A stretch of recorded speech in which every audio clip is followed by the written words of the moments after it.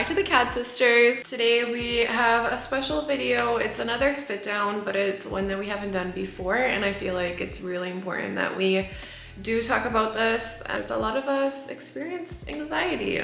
As you could tell by the title, we are doing 8 ways of how to cope with anxiety and different little habits that we have also accumulated over the time since we started feeling anxiety, which was when we were younger, but it's okay. It's a normal thing, and I think that everybody is starting to normalize that, which is great. We are going to bounce off of each other back and forth with each point. Let's get into the video. Number 1 is to clean your space. It might sound a little funny, but at the end of the day, when you have a clean space, that means you have a more clear mind. If you are the type that is kind of more messy, that, you know, you're unorganized, that will affect you, even if you don't realize it right away.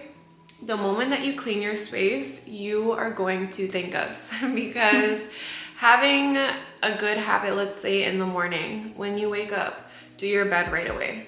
And then over time, you can always organize your closet, which is something that I love to do. Or if you live alone, like we do, you know, today, for an example, we had a whole cleanup with the kitchen, and we vacuumed, and we did all of the home things. And at the end, Crane and I literally said that it just feels so, so good. Hi, Durkee. How are you doing?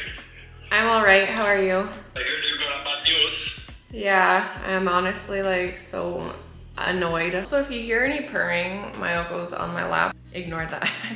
Moving on to the next thing is having a proper sleep schedule. You guys, this affects stress a lot. If you don't get enough sleep, your body will be running on like fight or flight mode. I think that's what it's called. Your body will just not be rested at all. Everything that you do is going to be kind of snappy, aggravated. What's the other word? You'll zone out a lot. Yeah.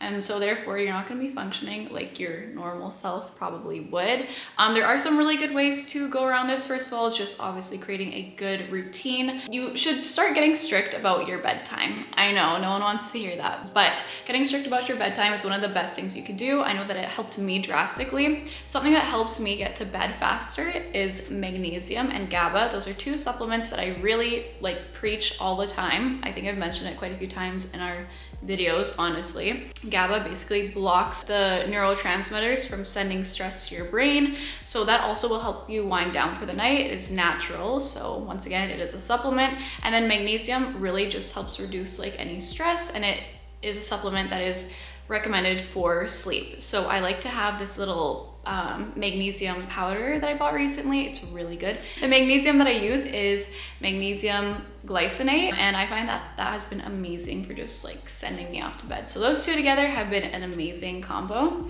along with setting a strict bedtime. GABA, definitely you could use it any time of the day or night if you feel like there's too much going on in your mind. It could definitely, like Karina said, pause your brain and give you that kind of momentum to just relax and not be so hyper focused on everything that's going on in your brain. Yeah. Another thing that is more lifestyle based, just like with your sleep routine, is your diet. You need to take care of what you're putting into your body. That goes for your nutrition and not really consuming a lot of inflammatory foods. No one likes to hear this, but like things like chips or candies, you just have to be really careful about what kinds of oils are in there. Probably just want to stay away from, what is it called? The palm oil, sunflower oil. Even different dyes. We all know Red 40 is horrible. Yeah. It actually, it gives an anger emotion. That's one of the things that gets released when you intake Red 40 in a lot of foods, actually, well, processed foods. So you need to be careful for that, because different chemicals like that can play a different part in the way that you are behaving and the way that you're feeling. We're not saying don't treat yourself, but there are just so many substitutes to things that you may really like for chips,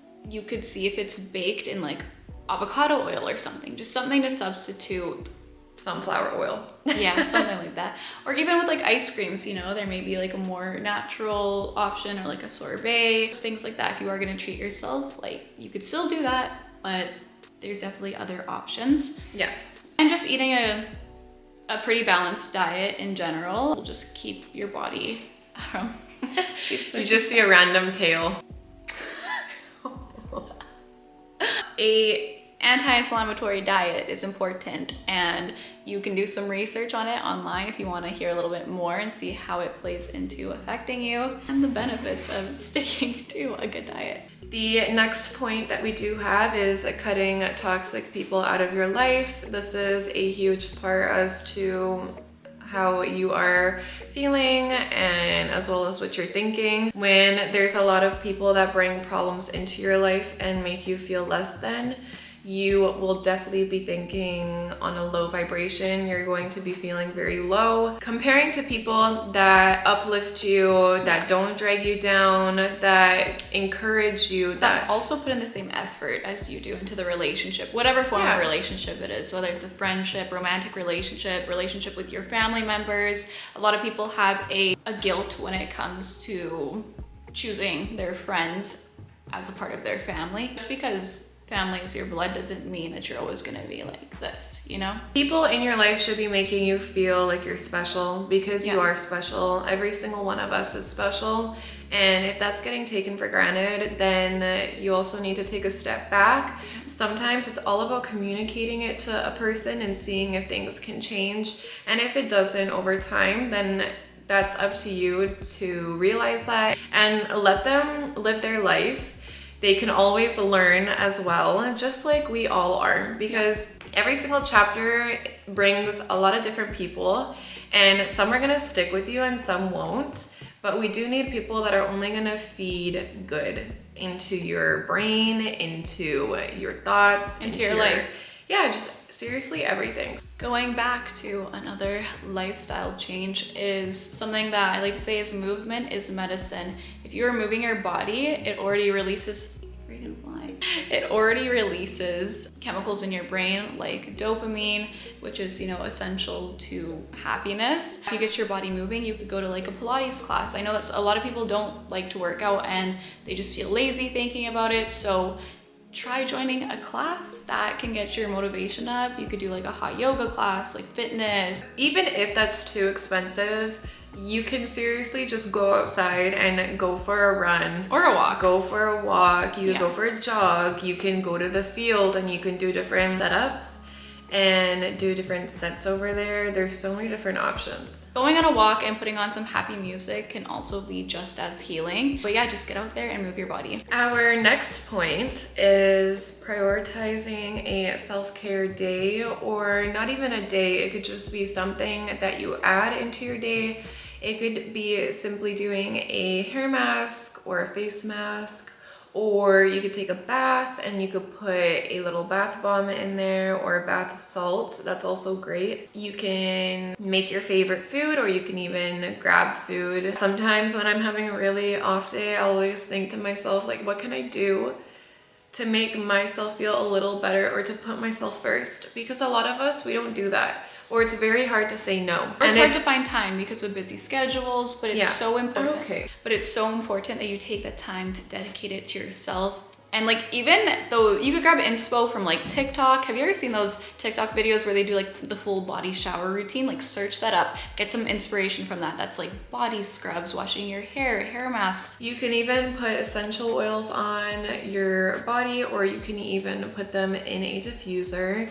That can always relax the mind. There's so many different ways that you can treat yourself that could also relieve your anxiety or stress. Another thing that you could do, like we kind of said, have like a self-care day, is also just like a self-care night. If that's the only time that you could fit it in, maybe after work, you want to grab something yummy, and this is when you do treat yourself. You have like a cheat day. Just get whatever you want. Honestly, whatever you know that satisfies you, get it. Obviously, this is within moderation and you have balance. But if you have a day where you're like, you know what, I really just want to unwind and have some time for me, like, food is one of life's greatest pleasures, I swear. Or even you can meet up with somebody that, again, fills your cup up and doesn't drain it. But yeah, maybe see somebody that you know can light up your day or night. Yeah, if you have like a sibling that you don't live with anymore or something, or a family member or your best friend, just go out and see them. You can go to their place, they could come over to your place, or go out for some lunch, a walk, grab some coffee, tea. Those things are always fun to get your mind off of things. In those moments, you don't even have to talk about necessarily what you're going through, just to get your mind off of things. Maybe just ask things about them and see how they're doing. Obviously, if you need to vent, then it is important that you get that out and that you don't just bottle it inside. Our 7th point is breathing exercises. This has been a really big one for me. Anytime that I feel very anxious, or I feel like maybe a panic attack can come up, we need to remember that breathing is extremely, extremely important. You need to feel like your chest is getting filled with air rather than the opposite. We all have different reactions to anxiety. Yeah, we all have different effects, which is totally fair because everybody's different. But one thing is sometimes you feel like you can't grasp for air, and breathing is such a big, big thing. Even counting up to 5 and just taking a big inhale and do a big exhale and just keep repeating until you feel like you're more at a steady momentum. There are lots of different methods for breathing exercises. You could do like the 5-5-5, which is inhale for 5, hold for 5, exhale for 5. Or you could even search up on YouTube someone that specializes in breath work. Maybe there's like a channel out there that provides that kind of information. Or I know that one that's really popular is called Wim Hof, the Wim Hof method. That's the guy's last name, but I've been meaning to check him out. So if I figure that out, then I will let you guys know. There's also another thing, it's a tapping technique. I also did this a few times, but it's just where you literally tap your mind.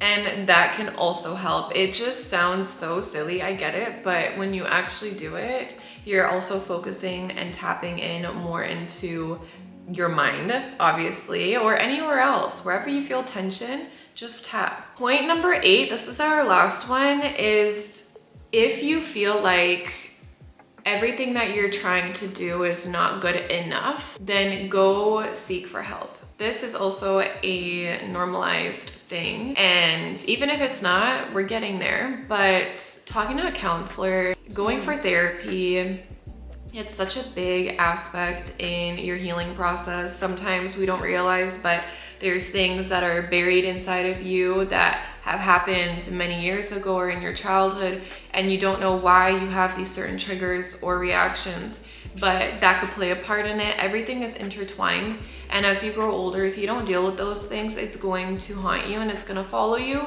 Definitely, if you feel like you need to talk to somebody, and not somebody that is close within your life, because then they can, give different opinions or try to say something just to make you feel better. But if you're talking to somebody that doesn't know anything about you or doesn't know anybody that's connected to you, that could also be a different technique that could really help you, and you can maybe say more things that you'd rather not say to somebody that you do know. Yeah.